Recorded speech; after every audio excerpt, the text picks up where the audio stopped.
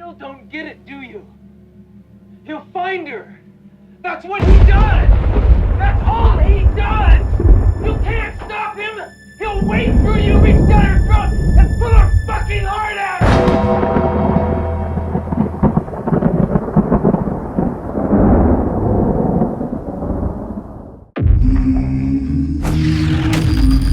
Straighter! Yep. Not a roundhouse right hand. And that's what we've been talking about. The straight shot is the one where he gets leverage on it.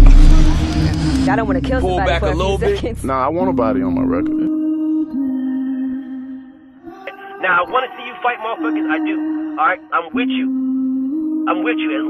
As long as you're trying to fight the great, the best competition.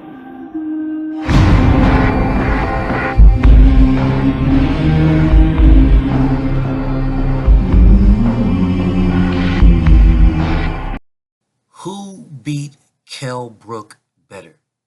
Terence Crawford or Errol Spence? Errol Spence beat a Kell Brook who was the #1 ranked welterweight in the world. So when Terence Crawford was saying he wants to fight Keith Thurman or Manny Pacquiao, Kell Brook was the #1 welterweight in the world. Kell Brook was the man. That is who Errol Spence fought. Errol Spence fought a 30-year-old Kell Brook, a 30-year-old #1 ranked welterweight in the world, whose only loss was to Gennady Golovkin, and he was beating him. 2 judges had it a draw, and 1 judge had it for Kell Brook. Eddie Hearn stated, "I sat down with Kell after the Triple G fight, and I said, listen, if you don't fight Amir Khan, then you need to move up to 154. You're stronger there. More importantly, if you stay at welterweight and don't fight Khan, then you're going to need to fight Errol Spence. So swerve that." That's what I said. And he said, "What happens to my belt?" The only reason he took the Golovkin fight was because he maintained his belt. He wouldn't have vacated his belt to fight Golovkin. I said, "You'd have to vacate the belt if you move to 154. And he said, "No chance." He said, "I will beat him and knock him out." He said, "Give me that fight at Bramall Lane." He said, "I'm unbeatable there," said Eddie Hearn. So according to Eddie Hearn, the #1 rated welterweight in the world needed to swerve Errol Spence and move to 154 because at 154, he was a better fighter. And after Errol broke his face, that's exactly what he did, is move to 154. That's exactly what he did. And he stayed there for 3 years. 3 years. Then after 3 years and 2 broken eyes, Kell Brook comes out of nowhere and says he's going to move down to 147, and he's calling for Terence Bud Crawford. Says he's a massive test for him, which he was. But you haven't fought at 147 in 3 years. But again, BFTB was with it. Fuck it, get that work. Get that work. You calling for this man, now go get it. And Bud happily obliged. Terence Crawford came out and said, "Well, tell Brook to make the weight and I'll dust him off." No beef, no back and forth, no issues. He happily obliged. And then right after that, Kell Brook came back out and said, "Well, he can't make 147. I was mad as a motherfucker.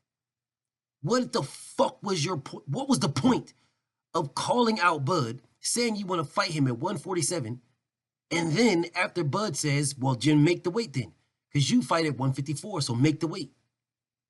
Then all of a sudden you say, "Well, I can't fight at 47. You were clearly having issues at 147. You always saying that you were enjoying the steaks and rehydrating at 160. You don't know if you're going to move back down and blah, blah, blah. But then you didn't want to vacate your belt. So you fought and defended it like a warrior. I give you that. Well, you moved up to 154. You stayed there for years. Then you called for Bud. You clearly tried to make the weight. You had problems. You were drained like a motherfucker. You couldn't do it. But then mysteriously, the fight got made anyway. It got made anyway. So after telling the world you can't make 147, you went back and fought the man anyway at 147. Who Terence Crawford fought was a 34-year-old Kell Brook, an unranked 34-year-old Kell Brook. A Kell Brook who just said he couldn't make the weight, but moved down anyway after 3 years of fighting at 154, where his body settled into fighting at that weight. 3 years after doing that, he moves back down to 147, is unranked, and somehow fights a champion right away as an unranked opponent. A 34-year-old unranked opponent moving down in weight. Now let's just see how those fights were playing out. Errol Spence fought the younger man, the undefeated welterweight, the number 1 ranked welterweight. He lost at middleweight. He did not lose at welterweight. And he fought him in his own house at Bramall Lane. The judges, all 3 judges, had Errol Spence winning on the scorecards before he stopped him. Dave Paris had it 94-95 Errol. Adelaide Bird had it 92-97 Errol. Alejandro Lopez Cid had it 93-96 Errol. All 3 judges had it for Errol. The crowd had it 93-96 for Errol. There is no one who had Kell Brook winning at all. Not on the scorecards at all, or nothing. No one did. Errol Spence was winning, period. He was winning, period, and he made the man quit. He broke his face and made him quit. And when you average the fight out on who did what, Errol Spence was winning on all scorecards, all the way around. When Bud fought the older, unranked fighter who was campaigning at 154 for 3 years and moved down in weight to 147 after claiming he couldn't make the weight, they fought in the MGM Grand in America, in the bubble. He did not travel to the UK to fight this man. He fought here. When Bud fought him, Bud was losing on 2 of the 3 scorecards. Patricia Morse Jarman had Bud winning 29-28.